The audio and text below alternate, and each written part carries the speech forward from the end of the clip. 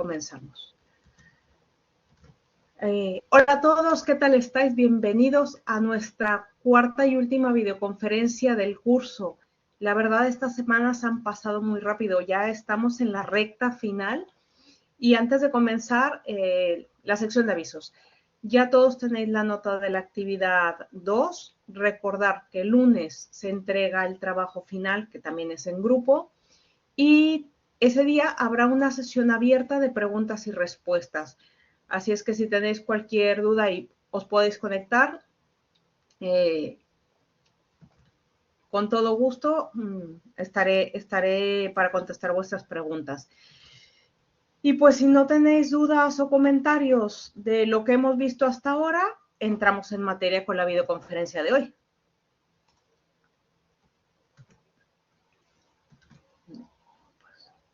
Vamos allá. A ver, durante estas semanas hemos hecho un recorrido por lo que es la gestión de talento y hoy, por así decirlo, llegamos a la cima de la montaña. Como bien recordaréis, a lo largo de las videoconferencias hemos estado hablando de las diferentes etapas de la gestión de talento, es decir, hemos diseñado la estrategia y la planificación de talento a futuro, tomando en cuenta las competencias actuales, las competencias de nuestros colaboradores, lo que va a ser necesario en el futuro para la empresa, siempre sin perder de vista los objetivos, obviamente, de la empresa, hacia dónde va la empresa. Hemos mencionado también lo importante que es construir ese puente para atraer el mejor talento y también hemos hablado de cultivar ese talento para que alcance su máximo potencial. Pero llegados a este punto, tenemos que darnos cuenta de que de nada va a servir todo ese esfuerzo si en el fondo la puerta de atrás está abierta de par en par. Es decir, si dejamos que ese talento se vaya de la empresa, si ya no vamos a contar con él. Por lo tanto, la pregunta clave sería, ¿cómo creamos un lugar donde la gente talentosa elija quedarse? No porque deba, sino porque realmente quiera hacerlo. Se quiera quedar en la empresa, quiera estar con nosotros. Para contestar esta pregunta, hoy vamos a hablar, entre otras cosas, de lo que podríamos considerar el pegamento que une todo lo que hemos mencionado antes a lo largo de esta semana, si no es otra cosa que la cultura y la experiencia del empleado. Durante años, las empresas realmente se han enfocado exclusivamente al cliente externo, a la experiencia del cliente externo. Y esto lo podéis ver en cualquier empresa, pensar en cualquier producto, el primero que os pase por la cabeza.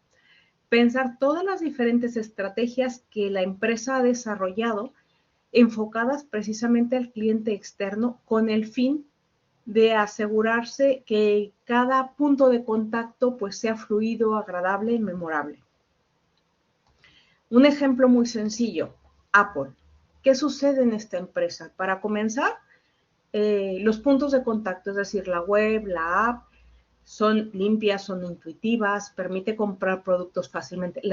También están las tiendas físicas que están diseñadas para que toques, para que pruebes, para que estés viendo los equipos.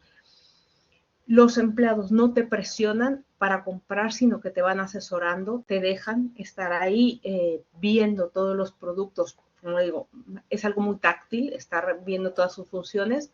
El cobro no son las cajas tradicionales, el pago es muy fluido. Y luego viene la parte de lo que es el unboxing, el abrir la caja, de un producto que ya por sí mismo es toda una experiencia, todo un momento especial, ¿sí? Porque todo está colocado de una forma meticulosa, etcétera.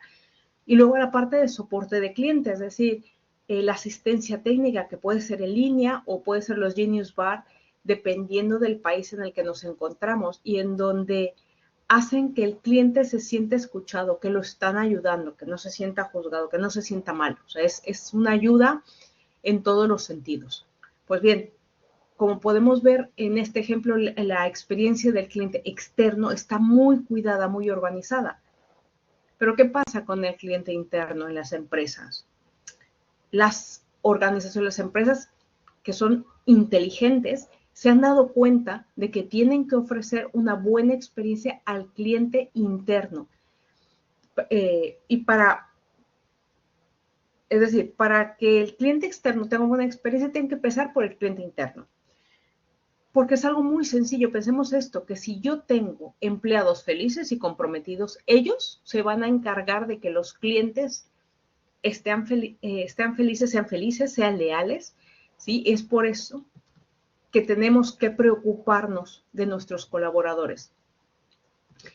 ¿Qué hace Apple? Bueno, el ambiente de trabajo, el bienestar, una cultura inclusiva, el desarrollo profesional. Ellos mismos también han desarrollado una serie de actividades para que ese employee experience dentro de la empresa sea agradable.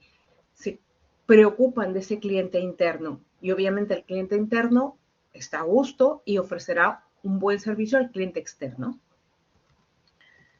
Seguro que conocen empresas donde esto funciona, es decir, que cuidan al cliente interno y el cliente interno a su vez cuida al cliente externo. Probablemente en vuestras propias organizaciones sucede esto.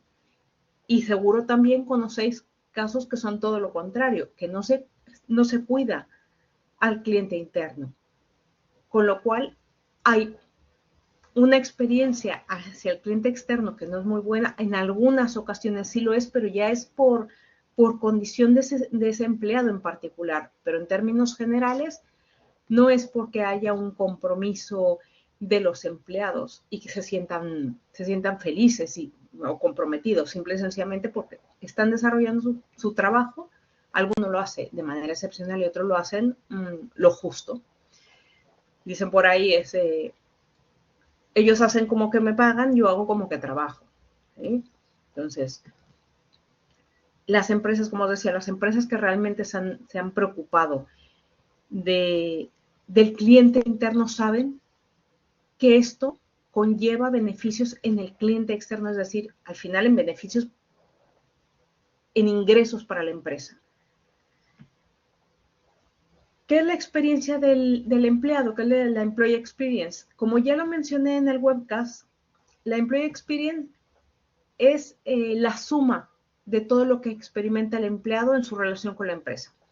Y no es solo un programa o unos beneficios, no, es en realidad la suma de 3 elementos que son el entorno tecnológico, el entorno físico y el entorno cultural. El entorno tecnológico, es decir, las herramientas que le damos a nuestra gente realmente faciliten su trabajo, que sea y que no sea una fuente constante de frustración, que tengan la herramienta, el equipo, la tecnología necesaria para desempeñar su trabajo. Entorno físico, la oficina es adecuada, promueve bienestar, concentración es adecuada a lo que necesitan. En el caso de entornos remotos, está diseñado para la colaboración o la concentración. Eso es importante. El entorno cultural. Y esta es la más importante, es cómo son todas las interacciones diarias, cómo es la relación con el líder. Hay un clima de confianza, de respeto, de propósito genuino, real, ¿se está viviendo esto o no? ¿Sí? Para poder diseñar una employee experience significativa, lo primero que tenemos que hacer es ponernos en los zapatos de nuestros colaboradores, de nuestros empleados y analizar cada una de las etapas de ese viaje que realizan. Desde su perspectiva, es decir, cómo lo están viviendo ellos y pensar, ¿qué es lo que podemos hacer en un momento determinado para que su trabajo, su desempeño, su entorno sea más significativo, más humano, sea más fácil? ¿Sí? Esto no se utiliza, o no es que no se utilice, no se realiza con frecuencia. No nos ponemos a pensar, a veces las Employee Experience se diseñan desde un escritorio y se deja de lado ese ponerse en los zapatos del colaborador. No, hay que conocer a los colaboradores, hay que ponerse en los zapatos, hay que analizar cada etapa del viaje para realmente comprender cuál es su experiencia del empleado y poder mejorarla, diseñarla de forma que ellos obtengan ese bienestar, esa satisfacción que a la larga reditúa pues en lo mismo, en beneficios para la empresa. Y os preguntaréis, ¿por qué tenemos que hacer esto? Pues muy sencillo, por algo muy, muy sencillo, y es que el talento es escaso. La calidad de la experiencia que se ofrece a los empleados es la ventaja competitiva definitiva que tienen las empresas. ¿Sí? Pensemos en la parte de tecnología de informática. Hay talento escaso, ¿sí? ¿Cómo voy a lograr que el mejor talento venga a mi empresa? Ofreciendo una buena experiencia del empleado, ofreciendo todas esas características, todo ese entorno que no lo están ofreciendo. Es mi ventaja competitiva, lo que voy a hacer para atraer a ese talento. ¿Y cómo lo logro? Primero vamos por partes. La primera pregunta que os voy a hacer es, ¿qué es lo primero que pensáis cuando se habla de retener a los colaboradores, de retener al personal? ¿Cuál es la primera estrategia que os viene a la mente para retener a los empleados?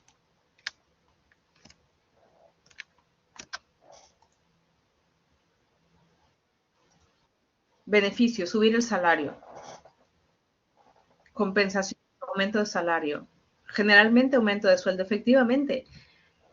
En el 99% de los casos, ¿qué se dice? Dinero, el salario, el incremento, compensaciones monetarias y no monetarias. De entrada, por lo general, siempre es la monetaria, o sea, es como la idea principal. Y a ver, es cierto que las personas necesitamos, bueno, no necesitamos, las personas nos gusta tener un buen ingreso, pero la gente en realidad lo que necesita es que se le pague de forma justa. En realidad, en el dinero no es la única razón por la que la gente se queda en una empresa, ¿sí?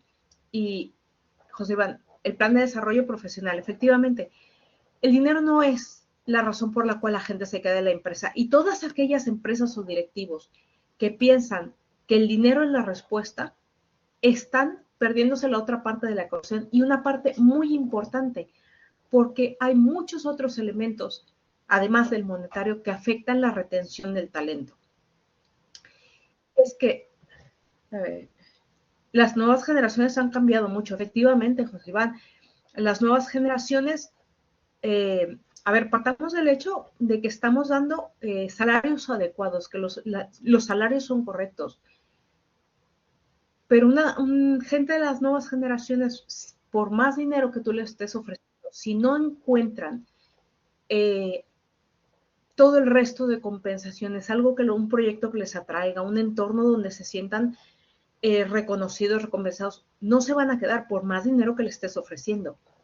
No les interesa la estabilidad. A ver, yo no diría que no les interesa la estabilidad, sí que les interesa la estabilidad, lo que no les interesa es, vamos a poner una frase, quizás suena un poco fuerte, pero no les interesa vender su alma por dinero. Es decir, no porque le pagues más va a estar dentro de la empresa, porque quieren un buen salario, quieren tener esos ingresos, quieren tener una estabilidad, tener unos ingresos justos, pero lo que no van a hacer es dejar atrás su desarrollo, lo que ellos ven como beneficios personales o metas personales a cambio de dinero. Esta es la diferencia, ¿sí? Como decía, es importante que paguemos de forma justa, pero no solamente es el dinero. Efectivamente, no se dejan su vida en una oficina, no. Y lo que tenemos que hacer es hablar realmente de lo que es la compensación total, el total rewards. Y estamos hablando cuando hablamos de esto, realmente es un enfoque holístico que entiende que las personas buscan, no nada más buscan el salario, sino que van más allá de eso. Y está todo en un paquete, ¿sí? Y este paquete que tiene, bueno, por eso tenéis la gráfica. Primero es la compensación monetaria, la compensación directa, es decir, el salario base, la prima, la comisión, etcétera. Pero ojo, partimos del hecho de que las empresas están pagando un sueldo justo. Y cuando digo justo, no me refiero a justo o de que con eso ya es suficiente. No, no. Es un salario adecuado a lo que están haciendo, a la actividad que están desempeñando. Pero además de esto están los beneficios, es decir, todos los extras que se dan a los empleados que proporcionan seguridad, bienestar, seguro médico, planes de pensiones, tickets, restaurant, bonos que se pueden dar para determinadas compras, etcétera, o los que tienen familia en guarderías, acceso a determinados servicios, etcétera. ¿Sí? Equilibrio y flexibilidad, que sobre todo es algo que colaboradores de las nuevas generaciones es lo que piden, la capacidad de poder trabajar a distancia, de tener horarios flexibles, de contar sobre todo con políticas de desconexión. Marlon, cuando no se usa la palabra competitivo en salarios es mucho mejor. Sí, efectivamente. Esteban, como parte del paquete de beneficios se encuentra también el estar en línea con el propósito de la empresa. Sí, también. Efectivamente, también entra el identificarme yo con el propósito. Volviendo a la idea del juego infinito, con ese bien mayor, esa contribución que estás haciendo, que lo que haces tiene un significado. Claro que sí entra en parte de esta compensación. Pero esto, más que la compensación, entra dentro de tu experiencia del empleado, porque estás en un entorno que te está diciendo que lo que tú estás desarrollando, que tu desempeño está contribuyendo a algo más grande. O sea, vas a dejar huella, vas a marcar algo, vas a hacer la diferencia. ¿Sí? Y eso también lo logras con el reconocimiento, bueno, parte del propósito también. ¿Sí? Decíamos, la flexibilidad, ojo, la desconexión digital, permitir esa desconexión digital, y bueno, depende del país, las jornadas laborales reducidas. Me refiero a si son 4 días, si no son 4 días, etcétera. Dependerá de la legislación, pero incluso el hecho de esta flexibilidad, desarrollo de carrera, ya lo vimos la semana pasada, todas las oportunidades de crecer, de ver un futuro en la empresa, ¿sí? Es una forma muy potente también de compensación. Y lo que es el reconocimiento, el reconocer, el sentirnos valorados, apreciados, el saber que nuestro trabajo tiene un impacto. Este es el salario emocional. Y esto es algo de lo que no nos podemos olvidar. A todos nos gusta que nos reconozcan, a todos, que nos reconozcan nuestros aciertos. Si como jefes, como líderes, no damos ese reconocimiento a nuestros colaboradores, estamos creando sentimientos de no ser valorados. Y la verdad, ¿quién se queda en un lugar donde no lo valoran? Ojo, posiblemente tendréis a los empleados un tiempo. ¿Por qué? Porque por razones de ingresos necesitan tener una nómina segura, entre comillas. Pero si tú no valoras a los empleados, a la primera oportunidad que tengan de cambiarse de empresa, lo harán, porque no están siendo valorados, no están siendo reconocidos. ¿Sí? Para entender un poco mejor cómo funciona esto del salario emocional o por qué nos mueve, tomemos como base la teoría de motivación del profesor David McClelland.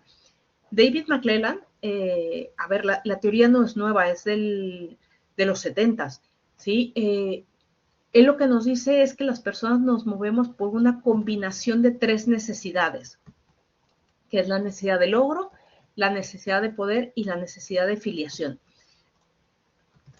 ¿Sí? La necesidad de logro, el superar niveles, el tener reconocimiento, el conseguir objetivos. La de... Así estaba aquí.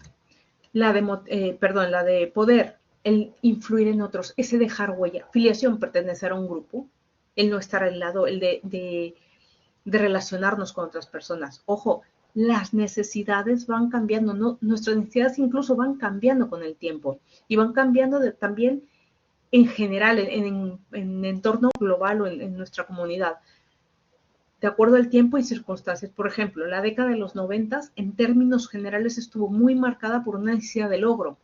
Actualmente, ¿cuál pensáis que es la necesidad más marcada?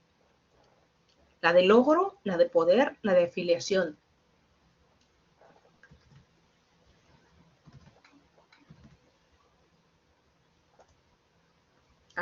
José Iván, de poder.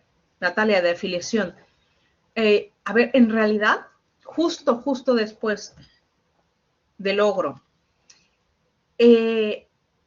Justo después de la crisis sanitaria, del confinamiento, es difícil. Siento que las tres, Marlon, sientes que las tres, va a depender mucho, ojo, a ver, no hay una respuesta general, no podemos decir que a nivel mundial la motivación es tal. Depende mucho del entorno en el que os encontráis, pero lo que sí es cierto, y es esto, es que después de la crisis sanitaria, sobre todo en cuanto volvió a la apertura, después de tanto tiempo del trabajo remoto, de estar cada uno aislado, la necesidad de afiliación se disparó. Es decir, esa necesidad de pertenecer, de no estar aislado, ¿sí? En muchas personas la necesidad de logro, de poder, se quedó un poco relegada porque se necesitaba, digamos, como sociedad, el sentir esta afiliación, el sentir que pertenecías a algo, el no sentirte aislado. Como os decía, depende de cada contexto en el que estéis. En algunos países o regiones se notará más una que otra, pero incluso nosotros mismos, todos tenemos una mezcla de estas tres. Las tres, para mí estas tres marcan el comportamiento y la motivación de una persona. Y como decía, cada uno tenemos una combinación propia de estos tres elementos en diferentes proporciones. Van cambiando con el tiempo, porque si pensáis en vosotros, hacer una retrospección, vosotros cuando salisteis de la carrera, recién egresados, con el primer trabajo, ¿cuáles eran vuestras motivaciones? Ahora pensar en este momento, ¿son las mismas? ¿Han cambiado a lo largo de los años debido a la experiencia, a vuestra situación?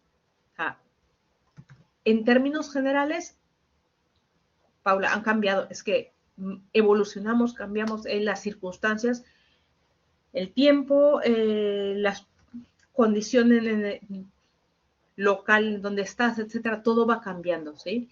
Entonces, las motivaciones también no es algo fijo. Incluso, habéis hecho el test Wingfinder a principio del curso. Si ese test lo volvéis a hacer de aquí a 5 años o 10 años, probablemente vuestras fortalezas también hayan cambiado. Ojo, no van a cambiar en general, sino probablemente las que sobresalgan. ¿Por qué? Porque vosotros habréis cambiado también. Habéis desarrollado otras competencias, otras habilidades, etcétera. ¿Sí? Pensando en la situación actual, os hago la siguiente pregunta. Cada uno en vuestra situación actual. ¿Realmente qué es lo que os motiva? ¿Qué es lo que os motiva independiente? Por ejemplo, cada mañana, ¿qué es lo que hace moveros de la cama? Independientemente del despertador. ¿Cuál es vuestra motivación? Pensarlo. ¿Sí? Más allá, Paula, tus hijos, familia, más allá de definir mi familia, mi empresa, etcétera, esta pregunta es algo muy importante que cada uno de nosotros tenemos que reflexionar y definir muy bien nuestros parámetros, porque cuando sabemos lo que realmente nos motiva, sabemos cuál es el motor que nos hace lograr las cosas que nos proponemos. ¿Sí? Al hablar de motivación, hay quien señala, aquí está, 3 aspectos que son autonomía, maestría y propósito. Estos 3 aspectos, a mi parecer, son muy parecidos a lo que comentaba Dan Pink. ¿Sí? ¿Qué pasa? Que estos 3 elementos, autonomía, maestría y propósito, se han puesto en escena desde el 2009 con un libro de este señor Dan Pink, que, como os decía, para mí son muy parecidos a los que se utiliza, a los que utilizaba McClelland. Pero bueno, los conceptos van cambiando. ¿Qué sucede? Según Dan Pink, estos son los 3 elementos que nos motivan para formar parte de algo más grande. Y es importante porque la autonomía, el impulso de dirigir nuestras vidas, la maestría, el deseo de volvernos mejores en algo que importa y el propósito, ese anhelo de hacer lo que hacemos en servicio de algo más grande. A ver, me he quedado así un poco, solo es por hacer cálculos rápidos de tiempo. Vale. Sí, sí tenemos. Os pongo el vídeo de Dumping, animación, y ahora lo comentamos un poco. Ahora.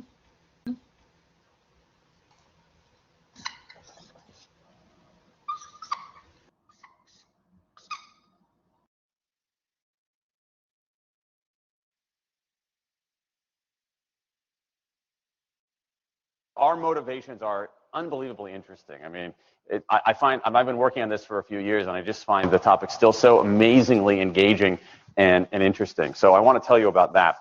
The science is really surprising. The science is a little bit freaky, okay? We are not as endlessly manipulable and as predictable as you would think. There's a whole set of unbelievably interesting studies. I want to give you two that call into question this idea that if you reward something, you get more of the behavior you want. If you punish something, you get less of it. So let's go from London to the mean streets of Cambridge, Massachusetts, in the northeastern part of the United States. And let's talk about a study done at MIT, Massachusetts Institute of Technology. Here's what they did. They took a whole group of students, and they gave them a set of challenges. Things like... Imagine being able to build an app with your name on it, just by thinking about it. Meet Base 44. Memorizing strings of digits, solving word puzzles, other kinds of spatial puzzles, even physical tasks like throwing a ball through a hoop. Okay, they gave them these challenges, and they said to incentivize their performance, they gave them 3 levels of rewards. Okay, so if you did pretty well, you got a small monetary reward. If you did medium well, you got a medium monetary reward.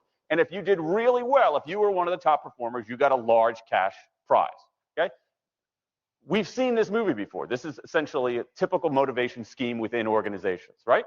We reward the very top performers, we ignore the low performers, and the other folks kind of in the middle. Okay, you get a little bit. So what happens?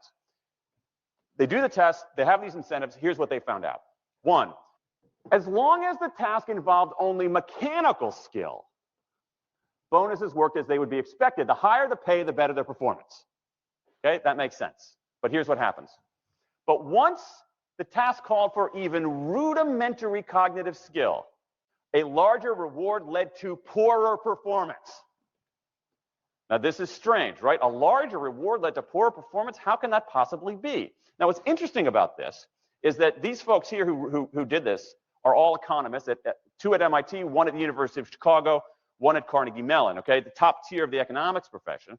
And they're reaching this conclusion that seems contrary to what a lot of us learned in economics, which is that the higher the reward, the better their performance. And they're saying that once you get above rudimentary cognitive skill, it's the other way around, which seems like this kind of, the idea that these rewards don't work that way seems vaguely left-wing and socialist, doesn't it?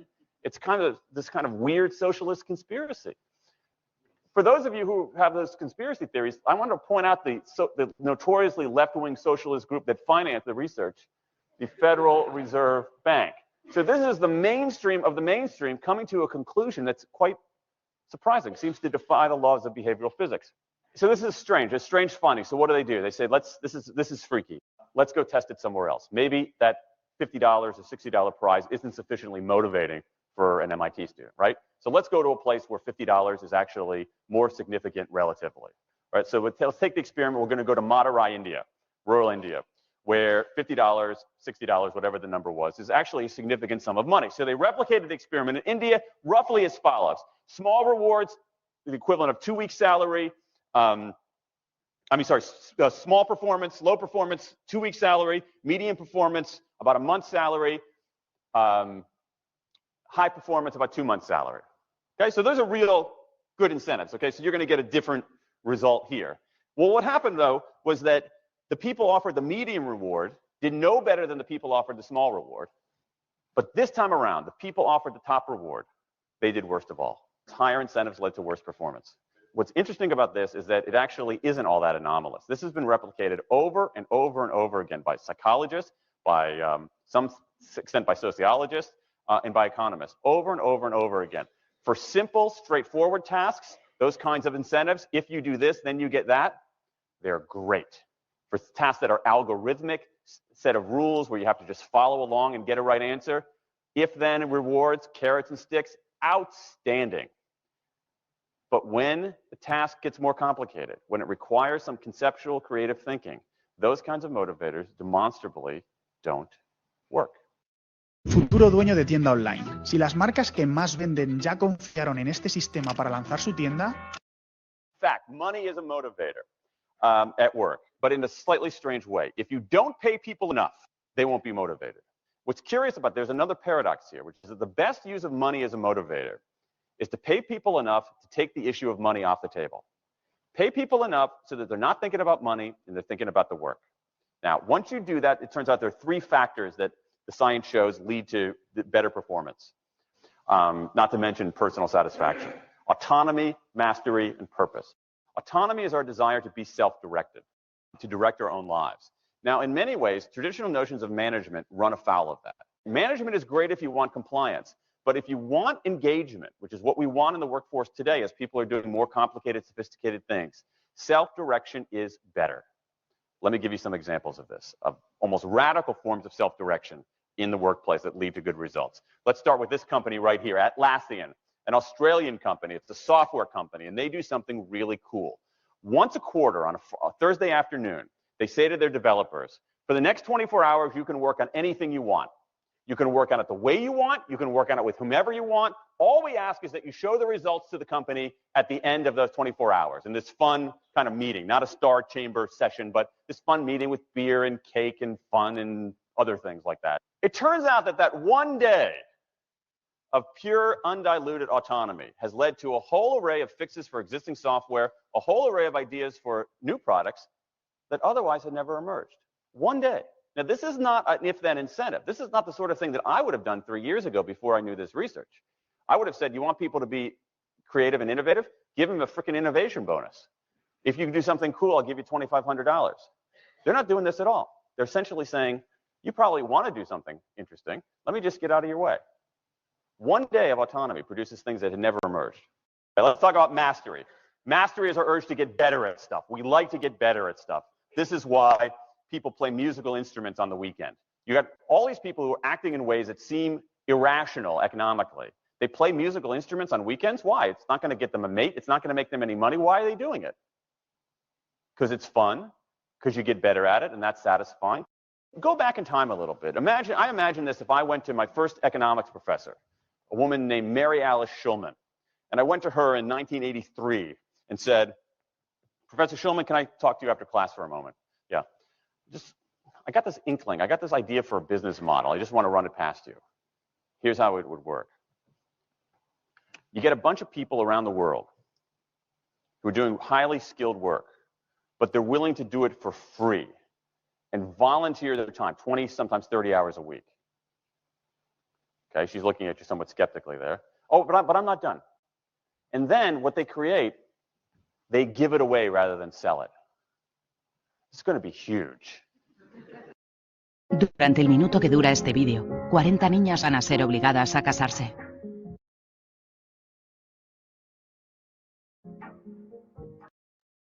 She truly would have thought I was insane. Okay, it seemed to fly in the face of so many things. But what do you have? You have Linux powering 1 out of 4 corporate servers in Fortune 500 companies, Apache powering more than the majority of web servers, Wikipedia. What's going on? Why are people doing this? Why are these people, many of whom are technically sophisticated, highly skilled people who have jobs? Okay, they have jobs. They're working at jobs for pay, doing sophisticated technological work, and yet during their limited discretionary time, they do equally, if not more, technically sophisticated work, not for their employer, but for someone else for free. That's a strange economic behavior. Economists who look into it, why are they doing this? It's overwhelmingly clear. Challenge and mastery, along with making a contribution. That's it.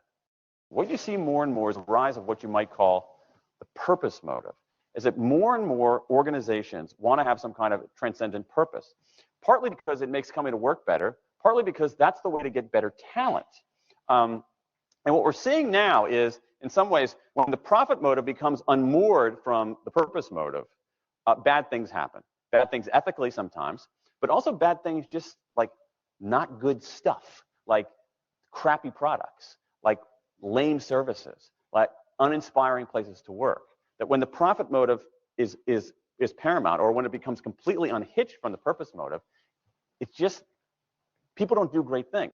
More and more organizations are realizing this and sort of disturbing the categories between what's profit and what's purpose. And I think that actually heralds something interesting. And I think that the organizations that are flourishing, whether they're profit, for profit, or somewhere in between, are animated by this purpose motive. Let me give you a couple of examples. Here's the founder of Skype. He says, our goal is to be disruptive, but in the cause of making the world a better place. Pretty good purpose. Here's Steve Jobs. I want to put a ding in the universe. All right? That's the kind of thing that might get you up in the morning and racing to go to work. So I think that, that we are purpose maximizers, not only profit maximizers. I think the science shows that we care about mastery very, very deeply. And the science shows that we want to be self-directed. And I think that the big takeaway here is that if we start treating people like people and not assuming that they're simply horses, slower, smaller, better smelling horses, if we get past this kind of ideology of carrots and sticks and look at the science, I think we can actually build organizations and work lives that make us better off. But I also think they have the promise to make our world just a little bit better.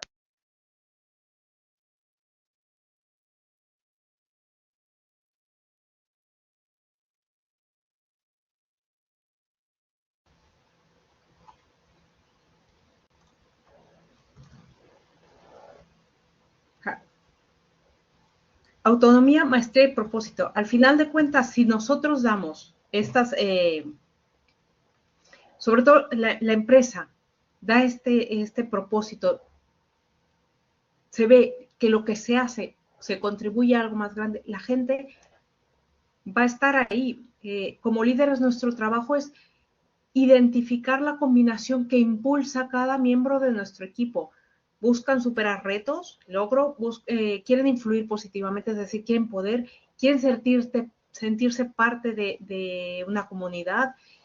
O sea, al final de cuentas es ayudarlos a que encuentren esta autonomía, esta maestría, este propósito en el trabajo que están desempeñando.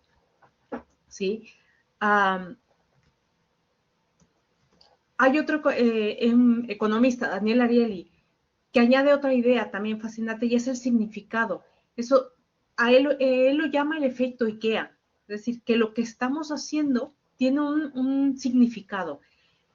El efecto IKEA nos dice que valoramos aquello en lo que invertimos nuestro esfuerzo, es decir, pone el ejemplo de los muebles de montaje de IKEA, de estos de hágalo usted mismo, que es un simple mueble, no vale por el material que tenga, son materiales sencillos, sino que lo que valoramos es realmente el esfuerzo que estamos haciendo en el montaje de este mueble.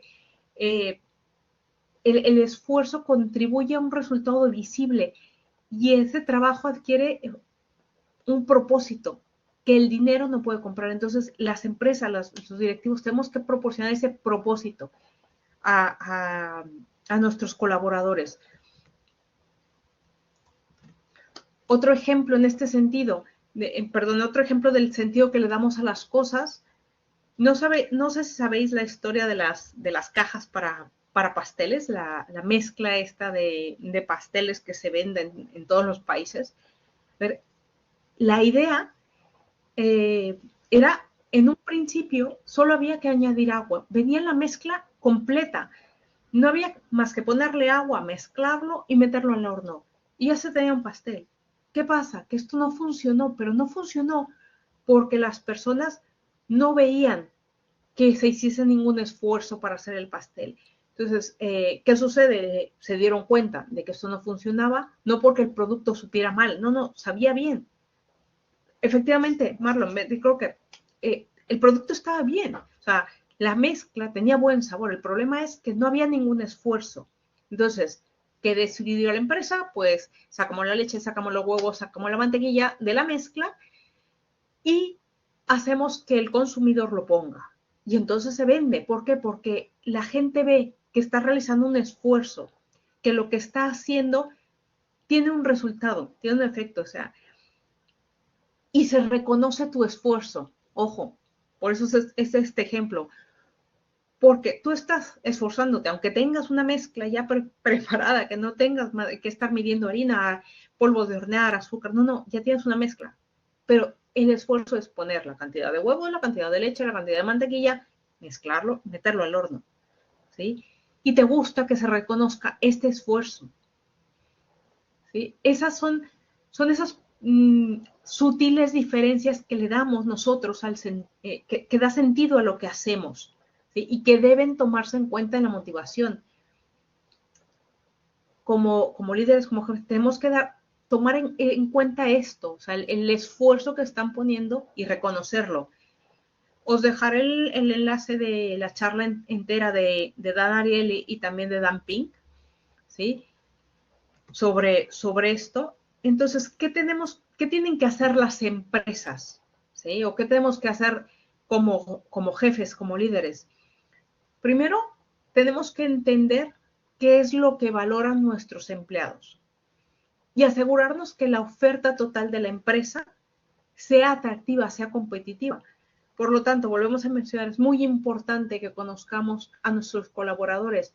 Si no los conocemos, no vamos a saber cuáles son sus competencias, no vamos a saber qué les motiva, no vamos a saber cuáles son sus intereses y no podremos tener esa oferta total, lo que nos va a llevar a perder el talento que tenemos, ¿sí? Y nos va a llevar también a no conseguir, a no adquirir ese talento de fuera.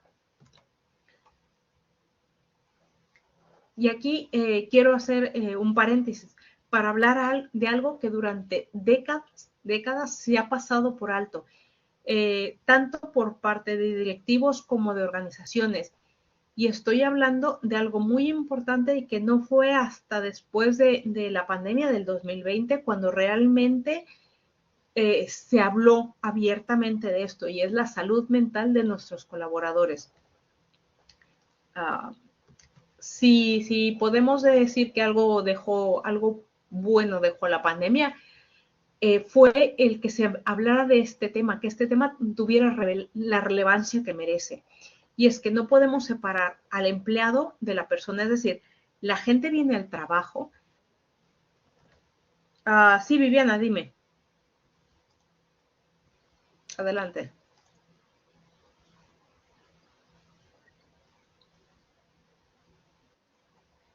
Vale. No pasa nada. La gente viene al trabajo, pero ojo, que no venimos, no vamos a las oficinas, no vamos a las empresas como una hoja en blanco. No, cada uno venimos con todo nuestro pack, con nuestra humanidad entera, es decir, con nuestras propias preocupaciones, nuestros desafíos personales, nuestras crisis personales también. Por lo tanto, como jefes, como líderes, debemos prestar atención al bienestar de nuestros empleados. Un ejemplo, y es el burnout, el síndrome de trabajador quemado.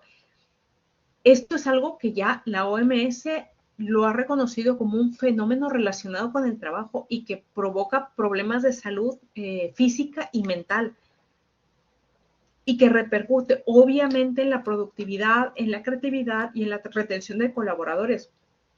Por esto es muy importante prestar atención al bienestar de nuestros empleados, de nuestros colaboradores, invertir en este bienestar. Si nosotros contamos con colaboradores sanos, descansados, mentalmente equilibrados, y cuando digo mentalmente equilibrados me refiero a que no estemos propiciando a través de la carga de trabajo, de las situaciones laborales, es un desequilibrio, un estrés excesivo, una sobrecarga, un no descansar. Si nosotros nos preocupamos y tomamos en cuenta esto, vamos a tener obviamente colaboradores que están más enfocados, que sean innovadores, que estén comprometidos. Una persona que está en un entorno de presión constante terminará bajando su compromiso con la empresa. ¿Por qué? Porque llegará un momento en que esa persona no va a poder más, ¿sí? Por eso es muy importante la parte de cuidar el bienestar físico y mental de nuestros colaboradores. ¿Cómo lo ponemos en práctica? ¿Qué puedo hacer para fomentar el bienestar de mis colaboradores? O sea, son cosas muy sencillas. Primero, fomentar una cultura de apertura donde hablar de estrés o ansiedad no sea algo tabú, no se vea como algo mal. Hasta hace años era mal visto el decir que alguien tenía estrés o ansiedad, ¿sí? Liderar con el ejemplo, es decir, liderar con el ejemplo en cuanto a desconexión, en cuanto a vacaciones, en cuanto a demostrar que el descanso es parte del alto rendimiento.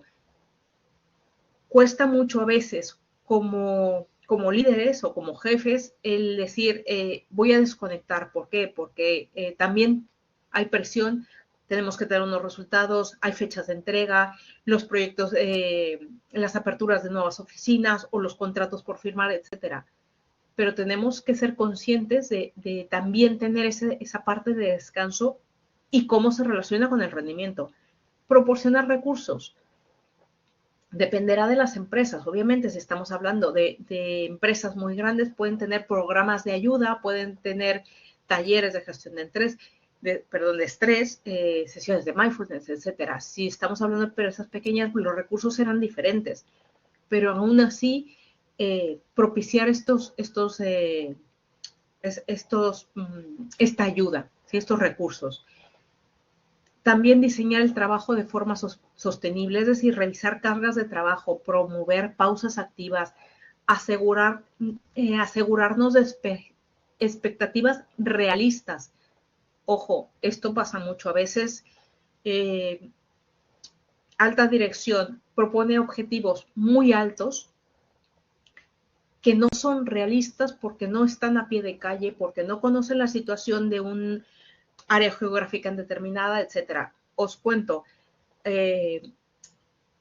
yo, por ejemplo, en mi primer trabajo era gerente regional.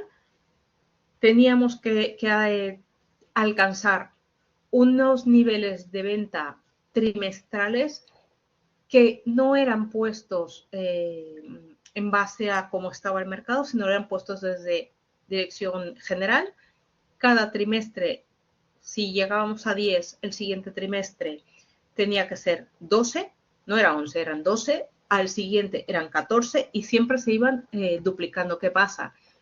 Que teníamos que llegar a las cifras, aparte nos tenían un precioso Force Ranking de evaluación de gerentes regionales, con lo cual era una competencia, tenías que llegar, sabías a la primera reunión que si estabas por debajo del rendimiento, probablemente a la segunda, si repetías, ya no era tu última reunión. Entonces, el trabajo no estaba diseñado de forma sostenible. Obviamente, no se revisaban las cargas de trabajo, se trabajaba 20 horas al día prácticamente, y había que entregar trabajos y reportes constantes. Pero bueno, estábamos en otra época, no diré años, pero era el siglo pasado, o sea, en los 90s, y era así la situación, ¿sí? En esa época no se hablaba de bienestar de los empleados. Actualmente el bienestar de nuestros colaboradores no es una opción, es la base sobre la que se construye el rendimiento sostenible. Hay un documental de la DW, la televisión alemana, que habla sobre el burnout. Os dejaré el enlace, es un video muy interesante, un documental muy interesante sobre esto y todos los efectos que esto tiene. Por otro lado, hay otro elemento que también es muy importante del que hablemos y es la DEI, la diversidad, equidad e inclusión. La DEI es mucho más allá de una política a implementar o una moda a cumplir. La DEI debe ser un imperativo moral que se convierta también en el motor de éxito empresarial. Analicemos qué es lo que significa en el fondo de diversidad. Diversidad es, aquí hablamos de una mezcla, de un mix, de una variedad de identidad, de orígenes, de perspectiva, de experiencias dentro de nuestra plantilla. ¿Sí? Podemos, ¿qué es el qué de la cuestión? Equidad. Asegurarnos de que los caminos sean justos para todos, es decir, que todos tengan la misma oportunidad de desarrollo, ¿sí? Que tengan las mismas igualdad, que haya equidad en enfocar, eliminar barreras sistémicas, inclusión. Y aquí estamos hablando de que la mezcla funcione, crear un sentimiento de pertenencia, de ser valorado por quien eres y por sentirte seguro por expresar tus ideas. Y es el cómo de la cuestión. Un ejemplo profundo de inclusión es, por ejemplo, el abrazar la neurodiversidad. Solemos asociar términos de TDAH o de autismo al ámbito infantil, pero los niños crecen, se convierten en adultos talentosos que forman parte de nuestros equipos. La neurodivergencia no es una incapacidad, es una diversidad en el procesamiento funcional, y conocer a nuestro equipo a este nivel nos permite adaptar nuestra comunicación, asignar tareas de forma que aprovechemos sus capacidades únicas, transformando lo que podría ser visto como un desafío en una increíble fuente de creatividad y solución de problemas. ¿Sí? Tener un equipo muy diverso, pero sin inclusión, esto es que esas voces no se van a escuchar. La inclusión realmente es lo que desbloquea el poder de la diversidad. Los estudios realmente son abrumadores. Las empresas más diversas e inclusivas son las más innovadoras, toman mejores decisiones, entienden mejor a sus clientes y son financieramente más exitosas. No sé si habéis visto la película de Figuras Ocultas. En esta película que habla de tres señoras afroamericanas que estaban en la NASA, que por su color de piel ni siquiera eran tomadas en cuenta en cuanto a sus capacidades. Habla mucho es un ejemplo de inclusión. Es muy buena. Os dejaré el enlace porque no lo vamos a poner ahí, más que nada por los tiempos, pero es un ejemplo. En esta época, en la época en que ellas trabajaron, no había ni inclusión, ni equidad, pero estaban perdiendo el talento hasta que no hubo una situación en la que le dicen, ¿por qué no está trabajando? Y ella dice, oye, es que me tengo que ir no sé cuántos metros simplemente para ir al lavabo. Y estaban perdiendo su capacidad, su conocimiento. Os dejaré el enlace de este segmento, ¿sí? Y para evitar que se pierda talento por motivos de falta de inclusión, el Departamento de Gestión de Talentos o nosotros como líderes debemos fomentar esta DEI. ¿Cómo? Pues primero, lo más fundamental es comenzar a realizar procesos de selección y evitar sesgos, asegurarnos de que haya una oportunidad de desarrollo accesibles a todos y sobre todo crear climas de seguridad psicológico donde el equipo, cada voz sea tomada en cuenta, sea escuchada. No podemos olvidarnos de algo muy importante que tiene que ver con el impacto en el día a día de las empresas y cuyo coste es menor que otras estrategias, y me refiero es el reconocimiento. Ojo, mencionado reconocimiento, no recompensa. ¿El siguiente? Sí. No estoy hablando de recompensa, ¿sí? Porque ambos términos son diferentes. Cuando hablamos de recompensa, nos estamos refiriendo a una transacción, es decir, si alcanzas este objetivo, te daré esto, no, este bono. El reconocimiento es algo más relacional, más emocional. Un ejemplo de esto es cuando decimos, quiero felicitarte quiero darte las gracias por cómo has gestionado esa crisis con el cliente, tu calma, tu profesionalismo, marcaron la diferencia. Este es un reconocimiento. El cerebro humano anhela reconocimiento, el ser vistos, el ser apreciados. Por lo tanto, una cultura de reconocimiento es aquella donde dar las gracias es un hábito. Y ojo, esto no tiene por qué venir exclusivamente de arriba abajo. Entre pares, el reconocimiento entre pares es increíblemente poderoso para construir compañerismo. No, perdón, estaba en el mismo. ¿Sí? Para reforzar comportamientos que queremos ver también es muy bueno. ¿Qué elementos tiene que tener un buen reconocimiento? Específico, oportuno y genuino. Específico. No basta con decir, hey, buen trabajo. No. Algo, oye, me agradó, estuvo bien la forma en que estructuraste la presentación. Fue fácil de entender. Es algo específico, oportuno. En el momento en que se está dando, inmediato, no vale la pena esperar a una revisión semestral, trimestral o mucho menos anual. De nada sirve ese reconocimiento. Ya ha pasado tiempo. Genuino, ser sinceros. Os lo comentaba la semana pasada. No se puede fingir. Dar el reconocimiento a nuestros empleados de forma genuina. Ellos notarán si estamos fingiendo y eso va a generar desconfianza.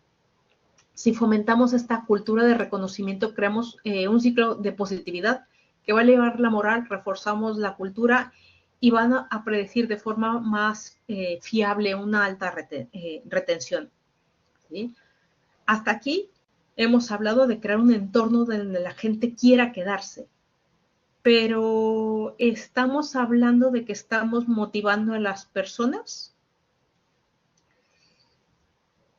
A ver, sí, estamos motivando a las personas, pero el truco está en saber, en descubrir las necesidades objetivos que tienen y una vez que las conocemos, indicarles que si hacen tal o cual acción, la cual nos interesa que hagan, van a alcanzar sus objetivos. Es decir, ser el coach que dirige a las personas hacia que hagan las acciones, ¿sí? Obviamente, acciones que van a estar de acuerdo con los objetivos de la empresa, ¿sí?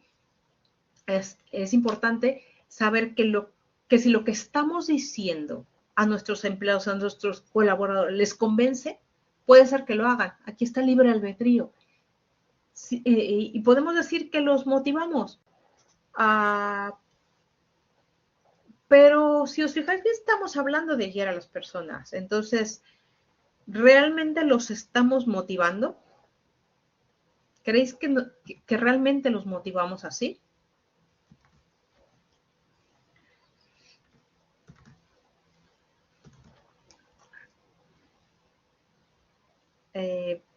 Sí, pero no. ¿Sí? Nosotros hemos efectuado más bien un diseño de persuasión.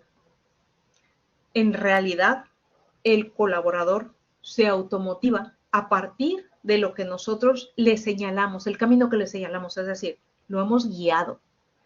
Como decía, hemos sido el coach que les ha señalado el camino. ¿Sí? Los hemos tratado de persuadir de que si hacen determinadas acciones, hay resultados. Pero el libre albedrío, ellos han decidido que la conducta es valiosa para ellos y lo han hecho. Por lo tanto, la motivación es automotivación. ¿Sí? Aquí se acabó de mencionar la persuasión.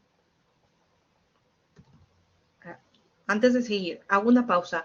Son las 11. Alargo un poco más por la última videoconferencia. Sé que probablemente alguno de vosotros tenga que marchar. De todas maneras, la videoconferencia se está grabando. Entonces, solamente para que lo sepáis. Automotivación es importante, es un proceso de autorregulación. Efectivamente. O sea, nosotros somos los coaches, nosotros vamos a persuadir, los estamos guiando. ¿Sí? La persuasión es un proceso destinado a cambiar, ya sea una persona o un grupo de personas, una actitud o comportamiento hacia un evento o un objeto, ¿sí? Pero mediante el uso de la palabra. Estamos transmitiendo información, sentimientos, razonamientos, o una combinación de todos. ¿Qué pasa? Que cuando hablamos de persuasión, muchas veces suenan las alarmas, porque la gente lo asocia de forma malamente con la manipulación. Pero ojo, es muy diferente el persuadir que manipular. En la manipulación no hay ética. Esa es la diferencia. La persuasión se hace siempre desde la ética y el interés en el desarrollo de la persona. Desarrollo que beneficia a la empresa. Sí, obviamente. El que nuestros colaboradores se desarrollen.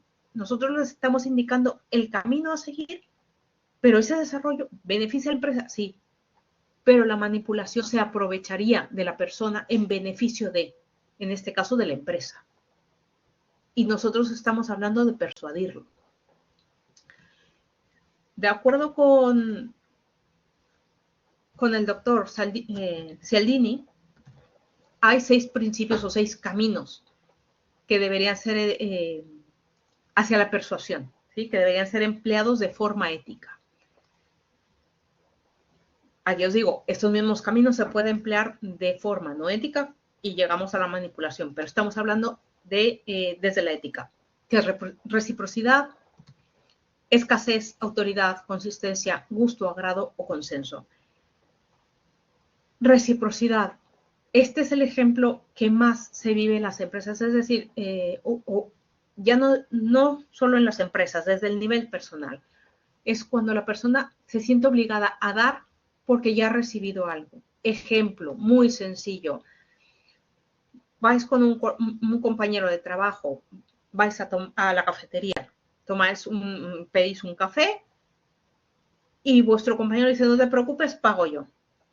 La frase inmediatamente que sale es, bueno, yo pago la siguiente. Es reciprocidad. Tú pagas una, yo pago la siguiente. La siguiente la pago yo. Las empresas, por ejemplo, durante la pandemia, quien estuvo pendiente de sus empleados, quien realmente se preocupó, generó reciprocidad que se vio recompensada en el desempeño. Vosotros, como jefes, cuando os habéis preocupado, recuerdo, uno de los trabajos de fortalezas, me decían uno de los casos, trabajo, proyecto, trabajando muchísimas horas extras, se tenía que entregar. Vieron que yo, jefe, me pongo a ayudar en las instalaciones, etcétera, etcétera. ¿Qué pasa? Reciprocidad. ¿Sí? Los trabajadores dijeron, ¿sabes qué? Me quedo no por la empresa, me quedo por ti, que eres mi jefe, que te estoy viendo, que estás aquí con nosotros, que estás trabajando, que estás al pie del cañón junto con nosotros. O sea, la reciprocidad es la que más vemos. Escasez, bueno, sensación de escasez en recursos. La respuesta de las personas es buscar aquel bien escaso. Autoridad, bueno, cuando son expertos creíbles y con conocimientos. Consistencia. Las personas nos gusta ser consistentes con lo que hemos dicho o hecho. Y ojo aquí, las empresas si son consistentes generan un mayor compromiso. Gusto o agrado. Obviamente vamos a seguir el camino que nos indican las personas que nos agradan, que nos gusta, que nos hacen sentir bien. ¿Sí? Consenso, cuando se observan comportamientos o comentarios de otros para determinar el propio, etcétera. Os dejaré el vídeo de Cialdini donde habla de estos caminos a la persuasión para que lo podáis ver más tranquilamente. Pero realmente nuestro trabajo como líderes es precisamente ser persuasores éticos. ¿Sí? Recordemos que persuadir es en realidad el arte de guiar a las personas hacia decisiones que son beneficiosas para ellas, pero también para la organización. Ahora bien, tomando un poco de perspectiva, de todo lo que hemos estado hablando estas semanas, podemos ver que hemos recorrido el Employee Journey por completo. Ay, lo vuelvo a poner.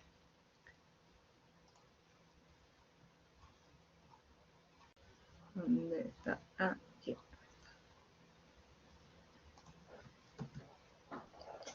Okay.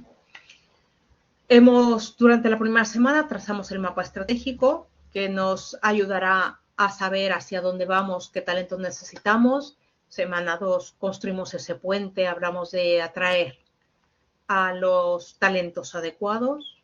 La semana pasada, la semana 3, vimos un poco las herramientas y ese apoyo a crecer durante el viaje, ese desarrollo. Y hoy hemos estado hablando de esa montaña, ese destino tan increíble que nadie quiera marcharse, es decir, de esa motivación, de ese tener un propósito, de ese guiar a las personas hacia esa cima, que no quieran irse de nuestra empresa. Al final, la gestión de talento es un viaje. Tenemos que conocer a nuestro equipo, saber, por eso se ha puesto esta frase, saber asignar a los soldados, en este caso, asignar los talentos a las actividades donde puedan desarrollarse más, donde puedan aportar, donde ellos puedan tener ese máximo beneficio, su máxima motivación, ese máximo satisfacción que genere a su vez un máximo beneficio a la empresa. Tenemos que ser los coaches que ayuden a guiar ese talento. Gestión de talento, dirección de recursos humanos de cada empresa tendría que hacer todo este plano, este mapa de viaje para los talentos, ayudar a crearlo, ayudar a crear esa cultura, pero no quedarse en papel, sino que se viva en toda la organización. Recordemos, las empresas no se van, las personas no se van porque los trabajos sean malos, realmente se van porque los jefes son malos, porque no se les ayuda en ese crecimiento, en ese desarrollo, ¿sí? Decía Lee Iacocca que no hay nada más importante en la gestión empresarial que saber motivar a la gente. La motivación valía por 10 amenazas, 2 presiones, 6 memorándums. Realmente la motivación, el ayudarlos a ver ese propósito, el que lo que están haciendo, sus actividades contribuyen a algo más grande que ellos mismos, que estamos dentro de ese juego infinito, realmente es lo que hace que la gente, los talentos, quieran quedarse. ¿Sí? La última diapositiva. Realmente el talento y el éxito en las empresas es un poco suerte, pero suerte de esta fórmula, ¿sí? Es saber utilizar suficientemente los recursos, eficientemente los recursos para tener éxito.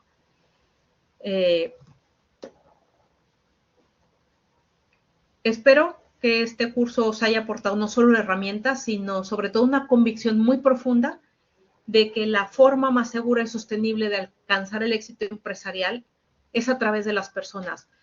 Recordar siempre que aunque las estrategias corporativas son importantes, la experiencia diaria de los colaboradores está marcada por los líderes, está marcada por los jefes. Como se dice a menudo, y como estaba en la frase, las personas no renuncian a las empresas, renuncian a malos jefes. Vuestro mayor reto, vuestro mayor privilegio como líderes es crear organizaciones donde el talento no solo se gestione, sino que sea libre para crecer y desarrollarse.